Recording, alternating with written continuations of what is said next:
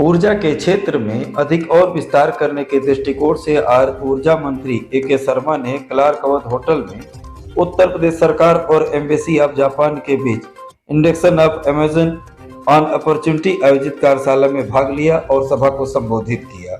अधिकतम जाती थी वो इस साल 28,000 मेगावाट को भी पार कर गई। उसे पूरा करने के लिए जहां हम एक तरफ अपने जो सामान्य जो संयंत्र है उन पे ध्यान दे रहे हैं, लेकिन साथ ही रिन्यूएबल एनर्जी को भी बढ़ावा देने की आवश्यकता है और ख़ास करके उसमें भी जो हमारा डोमेस्टिक सेक्टर है, क्योंकि उत्तर प्रदेश की जो ज़्यादा ऊर्जा की मांग है वो डोमेस्टिक सेक्टर में है, लोगों के घरों पे है, घरों में है। तो घरों में सोलर एनर्जी पैदा करके घर को एनर्जाइज करना, घर की बिजली की मांग को पूरी करना एक बहुत ही आसान कार्य हो गया है।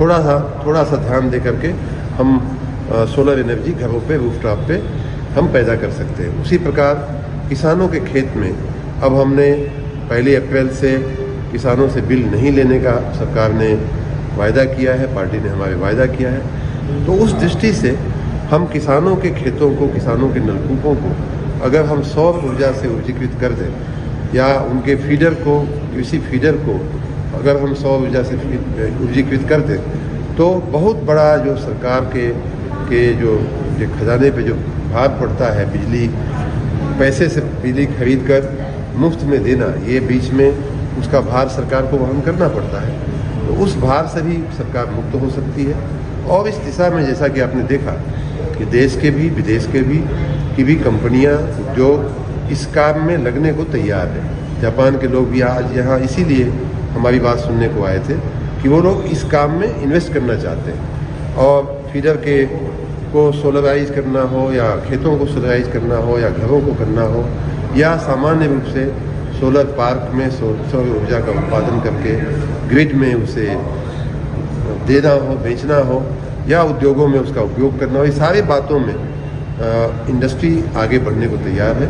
हम भी उसके साथ आगे बढ़ रहे हैं। जैसा मैंने आज अपनी बातचीत में कहा, उत्तर प्रदेश की ऊर्जा की बढ़ती हुई मांग को देखते हुए हम लोगों ने निर्णय लिया है कि पहली बात तो ये कि हम सौर ऊर्जा के संयंत्रों को, सौर ऊर्जा की कंपनियों को हम उनके संयंत्र बनाने में, कंपनियां लगाने में, खड़ी करने में मदद करेंगे। हमने उसके लिए पॉलिसी भी अनाउंस किया है सोलर एनर्जी की। उसी प्रकार बायो एनर्जी के लिए भी हमने पॉलिसी अनाउंस किया हुआ है। हम उस पॉलिसी के तहत उनको मदद करेंगे, हैंड होल्डिंग करेंगे, उनको सहायता करेंगे। साथ ही हमने आज ये भी कहा कि आप इस बात की भी चिंता न करें कि आप जो सौर ऊर्जा उत्पादन करोगे उसको कौन खरीदेगा। खरीदने के लिए हम बैठे हुए हैं। हमारी ऊर्जा की मांग बढ़ रही है और इसलिए मैंने आज अनाउंस किया है कि पहले फेज में हम लोग 4,000 मेगावाट सौर ऊर्जा के लिए बिड निकालने की तैयारी कर रहे हैं। बहुत जल्दी ही उसकी बिड आएगी और उसके बाद दूसरे फेज में भी 3,000 मेगावाट की सौर ऊर्जा की बिड आने वाली है।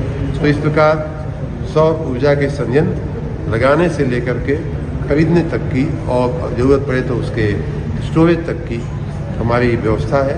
मैंने उनको का आह्वान किया है जापान की कंपनियों को कि आप आकर के उत्तर प्रदेश में इस क्षेत्र में निवेश करें। एक और क्षेत्र रहता है जो मैन्युफैक्चरिंग का है कि सौर ऊर्जा के जो संयंत्र लगते हैं या हमारी रूफटॉप हो या अन्य संयंत्र लगते हैं, उनमें जो आइटम्स लगते हैं, इक्विपमेंट लगते हैं, वो हम इंपोर्ट न करके हम उत्तर प्रदेश में उनकी मैन्युफैक्चरिंग भी कर सकते हैं और इसमें जापान के लोगों की बड़ी महारत है।